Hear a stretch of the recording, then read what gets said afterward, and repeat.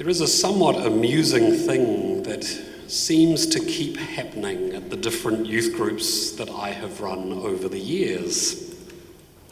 It typically occurs when a member of the group has brought someone along for the first time. Normally, the new person has been given a chance to settle in before one of the regular youth group members says to them, "You'll never guess what Richard does for a job." And sure enough, the newcomer has absolutely no idea. And then there is always a certain degree of mirth as they reveal that I am a priest. Time and again, the newcomer is surprised and not quite sure how to make sense of this information. It is at this point that one of the young people pipes up and says something like, "It's okay, he's not a real priest." Not a real priest. I don't entirely like being described in this way, because despite that claim, I am a real priest. However, I know what these young people are actually trying to communicate. The fun they are having is holding up a stereotype and then seeing what happens when they introduce a conflicting piece of information. The stereotype in this case is the idea of what a priest is like, and the conflicting piece of information is me. So when they say Richard isn't a real priest, what they are actually saying is Richard doesn't fit that stereotype. In a strange way, that's a compliment. It's just never communicated very well. If I asked you to think of a holy person, I wonder who you might think about. A saint? A religious leader? A person from history? Or maybe, just maybe, someone you know or have known? What does holiness look like to you? While we might find it hard to articulate an answer to that question, deep down most of us have some sort of idea about what holiness might look like, what it might feel like. My thesaurus offers a long list of synonyms that includes words like sanctity, godliness, saintliness, piety, righteousness, purity, sinlessness. While synonyms don't define a word precisely, this list gives us a picture of the characteristics that we tend to assign to someone we might consider to be holy. There is a scene in what is arguably the greatest science fiction movie ever made that subverts our expectations of what a great person might appear as. I am speaking of The Empire Strikes Back, second of the original Star Wars trilogy, and I would argue the best Star Wars film ever.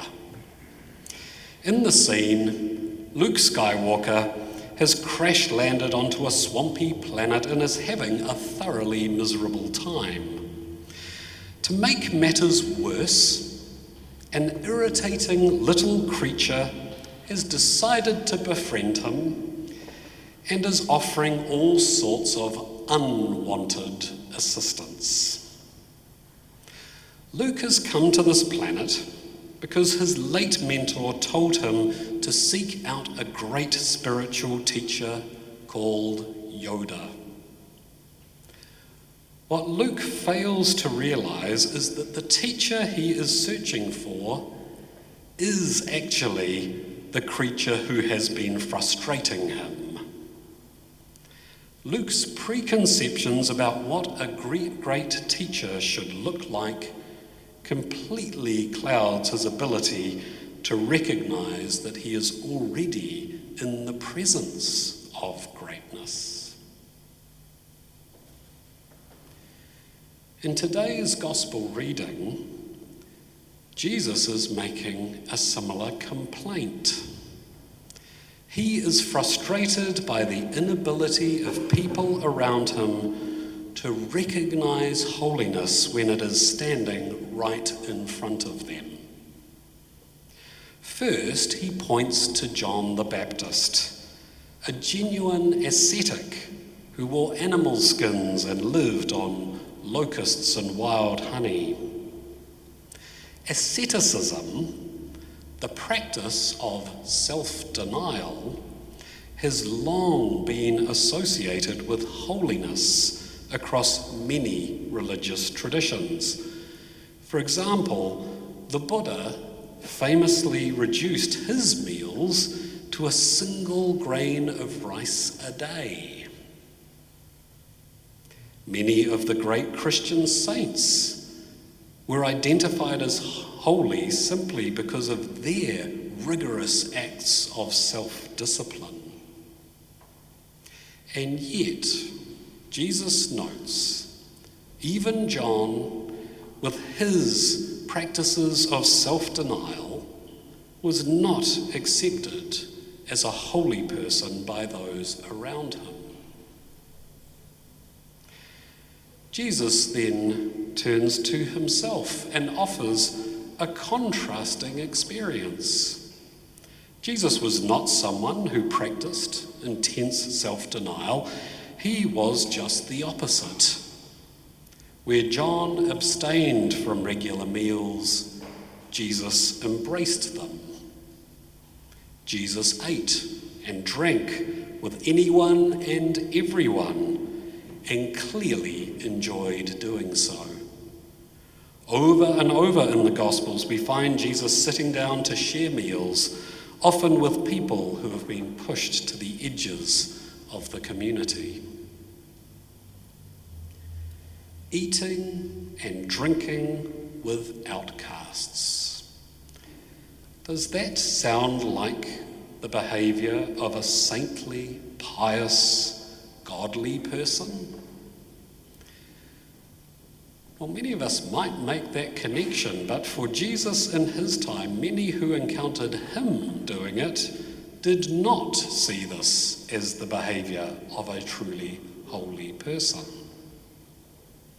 But the truth of Jesus was that holiness was not located in being aloof or appearing to be pious or ethereal in some way. Jesus located holiness in the nitty-gritty, day-to-day experience of genuine human relationship. Jesus showed us that holiness is found in moments when we are fully living as the people God created us to be.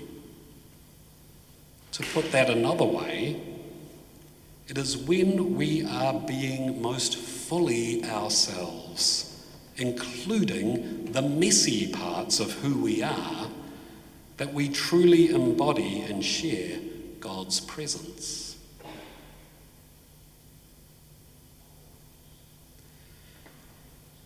This week marks the 40th anniversary of homosexual law reform in Aotearoa, New Zealand. That milestone is worth having a moment to reflect on. Reforming the prejudice laws in this country was a moment when our society began, however imperfectly, to recognise the dignity and, dare I say, holiness of people it had previously excluded and criminalised. Gay, lesbian and bisexual New Zealanders did not suddenly become worthy of receiving their basic human rights in 1986.